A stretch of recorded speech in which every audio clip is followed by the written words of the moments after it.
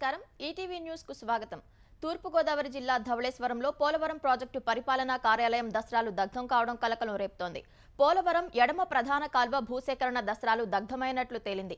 లబ్ధిదారుల పరిహారం అక్రమాలు బయటకు వస్తాయని కార్యాలయంలోని అధికారులే దసరాలు కాల్చేశారని ఆరోపణలు వినిపిస్తున్నాయి। దసరాల దహనంపై ధవళేశ్వరం పోలీసులు దర్యాప్తు చేస్తున్నారు। నిన్న రాత్రి దసరాలు తగలబెట్టి ఉంటారని పోలీసులు అనుమానిస్తున్నారు।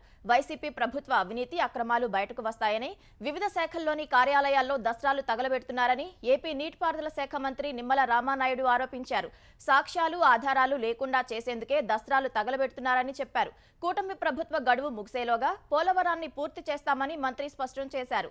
పోలవరం పూర్తికి కేంద్రం నుంచి సహాయ సహకారాలు ఉంటాయని అన్నారు।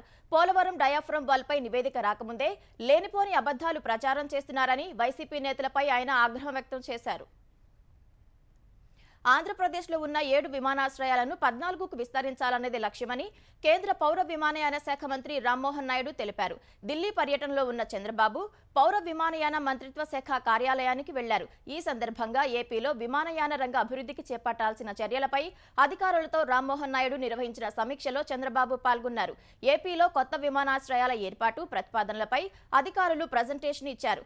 రాష్ట్ర ప్రభుత్వం భూమిని గుర్తిస్తే కొత్త విమానాశ్రయాల నిర్మాణానికి సిద్ధమని సమీక్ష తర్వాత రామ్మోహన్ వెల్లడించారు। పుట్టపర్తి విమానాశ్రయాన్ని ప్రభుత్వ సంస్థగా మార్చేందుకు చర్చించామని వివరించారు। ఏపీని లాజిస్టిక్స్ హబ్ గా చేయాలనేది చంద్రబాబు ఆలోచన అని రామ్మోహన్ నాయుడు చెప్పారు। ఆంధ్రప్రదేశ్ పునర్నిర్మాణంలో తమ వంతు పాత్ర పోషిస్తామని కేంద్ర మంత్రి వివరించారు।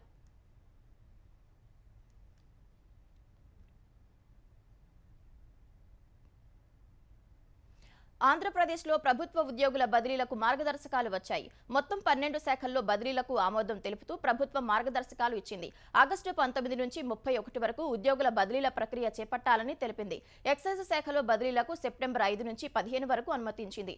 రెవెన్యూ, పంచాయతీరాజ్, పురపాలక, గ్రామ వార్డు సచివాలయాలు, గనులు, పౌర సరఫరాలు అన్ని ప్రభుత్వ శాఖల్లోని ఇంజనీరింగ్ ఉద్యోగుల బదిలీలకు ప్రభుత్వం అనుమతి ఇచ్చింది। దేవాదాయ, అటవీ, రవాణా, పరిశ్రమలు, విద్యుత్, వాణిజ్య పన్నులు, స్టాంపులు, రిజిస్ట్రేషన్ల శాఖల్లో బదిలీలకు ఆమోదం తెలిపింది। టీచర్లు, వైద్యారోగ్య సిబ్బంది బదిలీలకు అనుమతి లేదని వెల్లడించింది। గిరిజన ప్రాంతాల్లో 2 ఏళ్లు పనిచేసిన ఉద్యోగులు, ఉద్యోగి లేదా కుటుంబ సభ్యులకు ఏదైనా అనారోగ్య కారణాలు ఉంటే బదిలీలకు దరఖాస్తు చేసుకోవచ్చని తెలిపింది। భార్యాభర్తలు ఉద్యోగులైతే ఒకే ఊరు లేదా సమీప ప్రాంతాల్లో పోస్టింగులకు అవకాశం ఇచ్చింది। ఉద్యోగ సంఘాల ఆఫీస్ బేరర్లకు 9 ఏళ్లు బదిలీ నుంచి మినహాయింపు ఇచ్చింది। ఆయా లేఖలను పరిశీలించిన తర్వాత పరిపాలన పరంగా అవసరమైతే 9 ఏళ్లకు ముందే ఆఫీస్ బేరర్లను బదిలీ చేయొచ్చని ఉత్తర్వుల్లో పేర్కొంది। పంట రుణాల మాఫీపై తెలంగాణలో అధికార విపక్షాల మధ్య విమర్శల పర్వం కొనసాగుతోంది। రైతు రుణమాఫీ నిలబెట్టుకున్నందుకు హరీష్ రాజీనామా చేయాలంటూ కాంగ్రెస్ మద్దతుదారులు సిద్దిపేటలో పెట్టిన ఫ్లెక్సీలతో అర్ధరాత్రి వివాదం రాజుకుంది। ఫ్లెక్సీలను తీసేయడానికి బీఆర్ఎస్ నాయకులు యత్నించగా కాంగ్రెస్ కార్యకర్తలు అడ్డుకునే ప్రయత్నం చేశారు। పోలీసులు ఇరు వర్గాలను చెదరగొట్టారు। తన నివాసంపై అర్ధరాత్రి కాంగ్రెస్ శ్రేణులు దాడి చేశాయని హరీష్ ఆరోపించారు। తాళాలు పగలగొట్టి ఆస్తులు ధ్వంసం చేయడం అప్రజాస్వామికమని విమర్శించారు। మరోవైపు రుణమాఫీ చేస్తాను అని చెప్పి సీఎం రేవంత్ రెడ్డి రైతులను మోసం చేశారంటూ హైదరాబాద్లోని బంజారాహిల్స్, జూబిలీహిల్స్ పరిసర ప్రాంతాల్లో ఫ్లెక్సీలు వెలిశాయి। తెల్లవారుజామున వాటిని గమనించిన పోలీసులు వెంటనే తొలగించారు।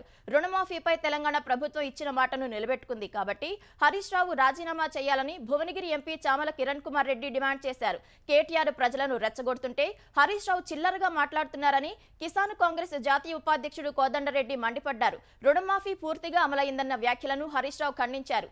46% మాత్రమే రుణమాఫీ చేశారని చెప్పారు। ఈ అంశంపై చర్చకు ఎక్కడైనా సిద్ధమని సవాల్ విసిరారు। రుణమాఫీపై ప్రశ్నిస్తే దాడులకు పాల్పడుతున్నారని, నిలదీస్తే బెదిరిస్తున్నారని బీఆర్ఎస్ కార్యనిర్వాహక అధ్యక్షుడు కేటీఆర్ చెప్పారు। అయినా వెనక్కి తగ్గేదే లేదన్నారు।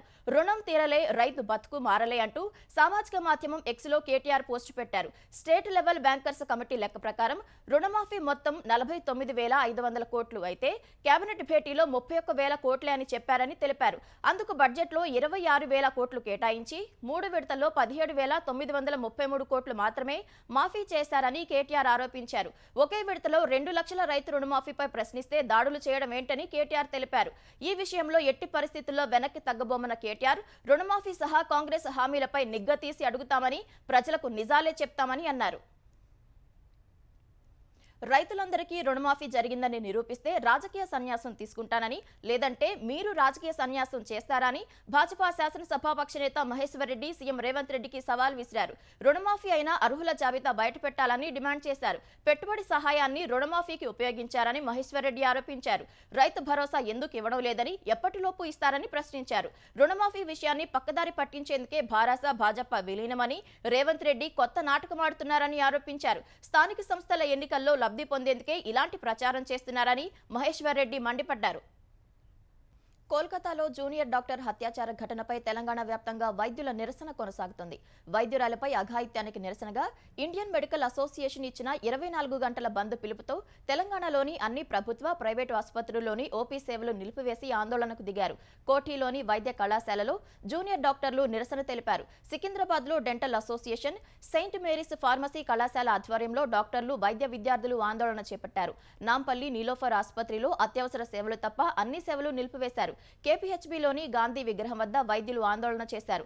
పెద్దపల్లి జిల్లా రామగుండంలో ప్రభుత్వ, ప్రైవేటు, సింగరేణి ఆసుపత్రుల సిబ్బంది, వైద్య విద్యార్థులు ర్యాలీ నిర్వహించారు.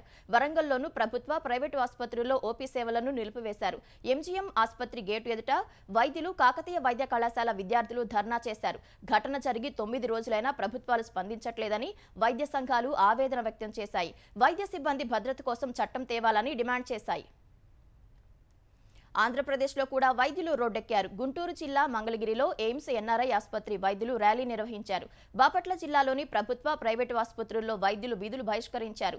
పల్నాడు జిల్లా గురజాల ప్రభుత్వ ఆసుపత్రి వైద్యులు నల్ల బ్యాడ్జీలతో ర్యాలీ తీశారు. తూర్పుగోదావరి జిల్లా అనపర్తిలో ఐఎంఏ ఆధ్వర్యంలో డాక్టర్లు భారీ ర్యాలీ చేపట్టారు. కాకినాడ జిల్లా తుని ప్రభుత్వ ప్రాంతీయ ఆసుపత్రిలో వైద్యులు, సిబ్బంది విధులు బహిష్కరించారు. ధర్మవరం పొట్టి శ్రీరాములు సర్కిల్ వద్ద ప్రభుత్వ, ప్రైవేటు వైద్యులు మానవహారంగా ఏర్పడి ఆందోళన చేశారు. శ్రీకాకుళం జిల్లా ఆసుపత్రి నుంచి తెంబూరు రోడ్డు మీదుగా వైద్యులు నిరసన ర్యాలీ చేశారు. పాడేరులోనూ జూనియర్ డాక్టర్లు, వైద్య సిబ్బంది, ఆశా కార్యకర్తలు ఆందోళన చేశారు. బాధితురాలికి న్యాయం చేయాలని కర్నూలు రాజవిహార్ కూడలి వద్ద జూనియర్ డాక్టర్లు మానవహారంగా ఏర్పడి నిరసన తెలిపారు.